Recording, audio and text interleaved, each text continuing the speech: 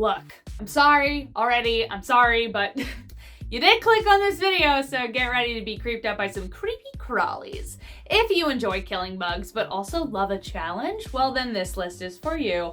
My name is Rachel Fisher, and here is our top 10 list of bugs that can't be killed. Coming in at number 10, we have the Basking Beetle. If you're not a fan of beetles in general, well, I'm sorry. You're watching this video, so beetles may be easy to kill when you see one crawl across your kitchen floor. You can just but not these guys. Your average beetle, if you put them in the desert, might not do so well, but the Basking Beetle has learned to weather even that storm, or lack thereof. Basking beetles live in the Namib Desert where water is scarce, so they have to rely on fog as an alternative source. At least 30 days of the year, fog blows across the desert about 62 miles inland, and these little guys climb those sand dunes, stick their butts up in the air, and wait for water droplets to trickle down so they can drink it. Due to the specific design of the beetle's back, it's pretty effective and has even inspired scientists to research their own techniques in order to replicate this for villages and refugee camps. Coming in at number 9, ants. Okay, I know, everyone has squashed like 1,000 ants in their life. Okay, fine.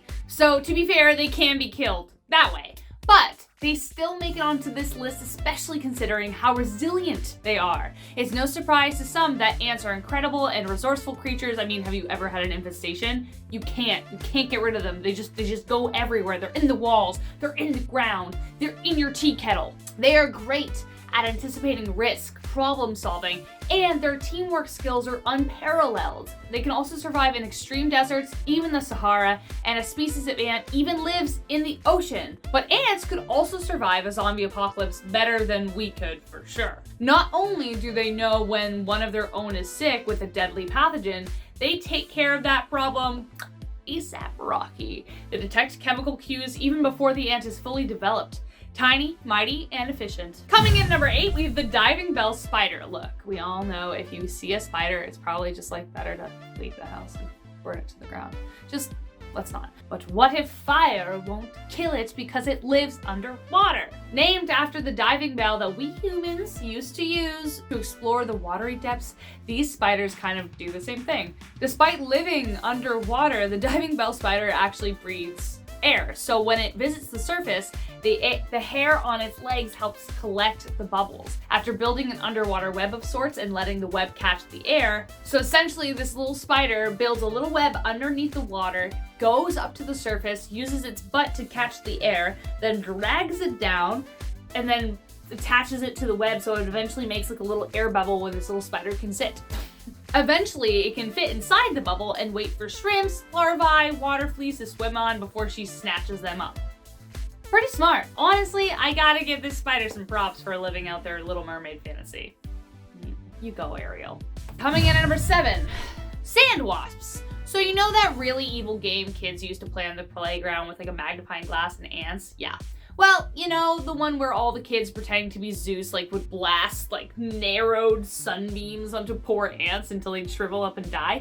Yeah, that game. Well, I think we found a bug that can beat that game. Yeah, you couldn't do that to this guy. Sand wasps live for the fire. They live in the southern deserts where temperatures reach to 120 degrees Fahrenheit, which is around 37 to 49 degrees Celsius. Yeah, smoking. So if you tried this trick on them, they'd probably be like, bring it, son! Nothing beats the sun. And also, thanks man, I was working on my tan. That's what they do. Coming in at number 6, we have devil worms. Scientists almost dismissed these unsuspecting worms when they were first discovered. When they were found in 2011 in a gold mine in South Africa, scientists thought they were just the same old worms tracked in by the miners. Wrong. Turns out these guys have survived since anywhere between 3,000 to 12,000 years ago. They dug down 2.2 miles beneath the surface and they still were there, thriving on like tiny little microbes. You may be able to crush a couple beneath your feet, but man. But the main reason these guys have survived so long is pure stealth. No one knew they existed until 10 years ago, and they've been around for thousands of years. Coming in at number 5, we have the red flat bark beetle. Try saying that 5 times fast. I don't know about you, if it hits minus 35 degrees Celsius, I feel like I'm gonna die. I should just stay inside with some hot chocolate. I know I'm Canadian, but still, I'd rather stay in that case, unless I'm going skiing. These creatures seem to thrive in some of the coldest temperatures in the world. They practically have antifreeze running through their veins. Actually, though, they do.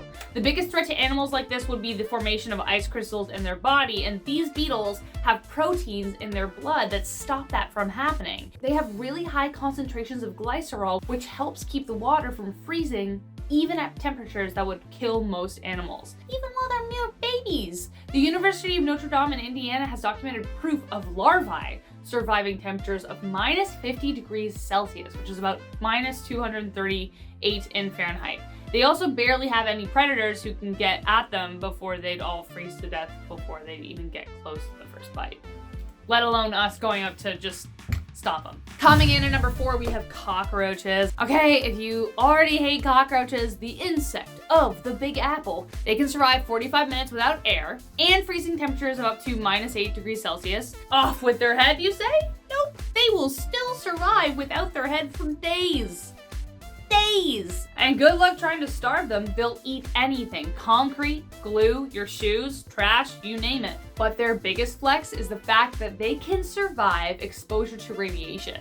The amount of radiation it would take to kill a human being, they can survive. Sure, probably you can squish them. But if a nuclear bomb goes off, you know who will be the last one laughing. Coming in at number 3, we have water bears, or tardigrades. Okay, look, they aren't technically insects, but they're pretty close to it. Tardigrades, or moss piglets, are close relatives to arthropods, insects, crustaceans, and boy, are they resilient. I'm also just really glad I have a reason to bring them up. I think they're cute, even though they're kind of ugly. Tardigrades can be found in damp moss, flowering plants, in sand, and in fresh water and seawater. But what makes these creatures so incredibly special is their ability to survive basically everything, from severe cold to severe dry climates, even outer space.